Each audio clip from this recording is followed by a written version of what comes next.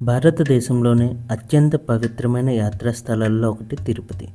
ప్రతిరోజు లక్షలాది మంది భక్తులు శ్రీ వెంకటేశ్వర స్వామి దర్శనం కోసం ఇక్కడికి వస్తుంటారు.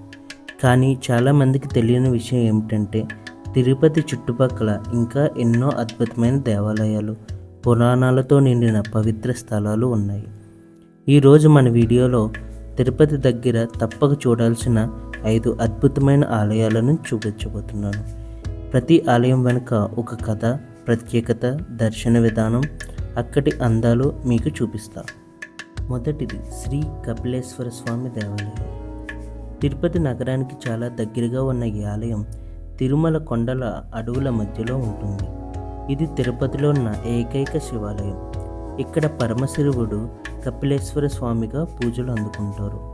పురాణాల ప్రకారం మహర్షి కపిలుడు ఇక్కడ తపస్సు చేశాడని చెబుతారు. అందుకే ఈ ప్రాంతానికి కపిల తీర్థం అనే పేరు వచ్చింది. వర్షాకాలంలో ఇక్కడి జలపాతం మరింత అందంగా ఉంటుంది. కొండల మధ్య నుంచి కిందకు పడే నీటి దృశ్యం చూస్తే నిజంగా ప్రకృతి మధ్యలో దేవుణ్ణి చూసిన అనుభూతి కలుగుతుంది. శివరాత్రి సమయంలో ఇక్కడ భారీ ఉత్సవాలు జరుగుతాయి.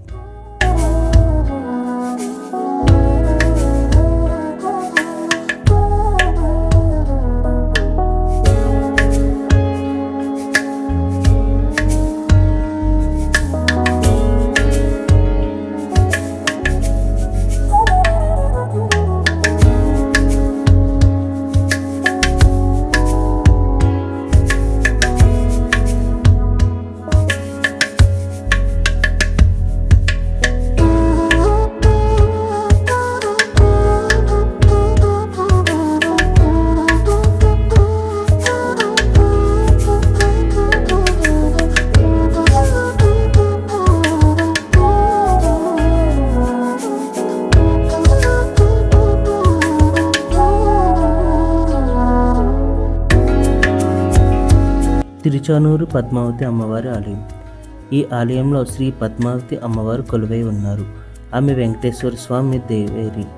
పురాణాల ప్రకారం పద్మస సరోవరంలో బంగారు కమలంపై అమ్మవారు అవతరించారంట. అందుకే ఆమెకు పద్మావతి అనే పేరు వచ్చింది. ప్రతిరోజు వేలాది మంది భక్తులు ఇక్కడికి వచ్చి కుంకుమ పూజలు చేసుకుంటారు. ఈ ఆలయంలోకి సెల్ ఫోన్స్ అయితే అలౌ చేయరు.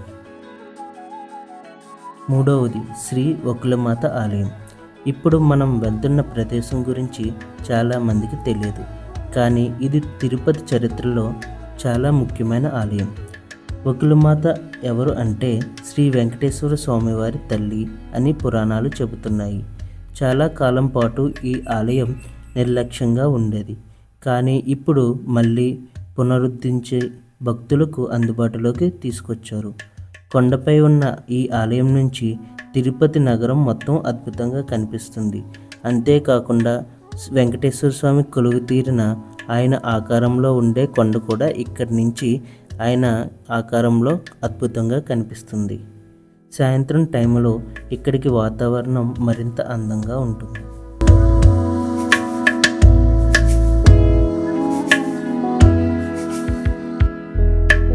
నాలుగవది శ్రీ కళ్యాణ వెంకటేశ్వర స్వామి ఆలయం. తిరుపతి నుంచి కొద్ది దూరంలో ఉన్న శ్రీ శ్రీనివాస మంగాపురంలో ఈ పవిత్ర ఆలయం ఉంది.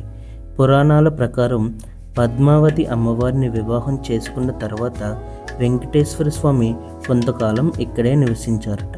అందుకే ఈ ఆలయాన్ని కళ్యాణ వెంకటేశ్వర స్వామి ఆలయం అని పిలుస్తారు. వివాహం కావాలని కోరుకునే యువతీ యువకులు, దాంపత్య జీవితం సంతోషంగా ఉండాలని కోరుకునే దంపతులు ప్రత్యేకంగా ఇక్కడ వచ్చి పూజలు చేస్తుంటారు. ఇక్కడ స్వామివారి విగ్రహం చాలా భారీగా, అద్భుతంగా ఉంటుంది. ముక్కోటి ఆలయం. ఇప్పుడు మన వీడియోలో చివరి మరియు చాలా ప్రత్యేకమైన ప్రదేశం ముక్కోటి ఆలయం. ఈ ఆలయం ప్రశాంతతకు ప్రసిద్ధి. భక్తులు ఇక్కడికి వచ్చి కొంతసేపు ధ్యానం చేస్తే మనసుకి ఎంతో శాంతి లభిస్తుందని చెబుతారు. పండుగల సమయంలో ఇక్కడ దీపాలతో చేసే అలంకరణ చాలా అద్భుతంగా ఉంటుంది.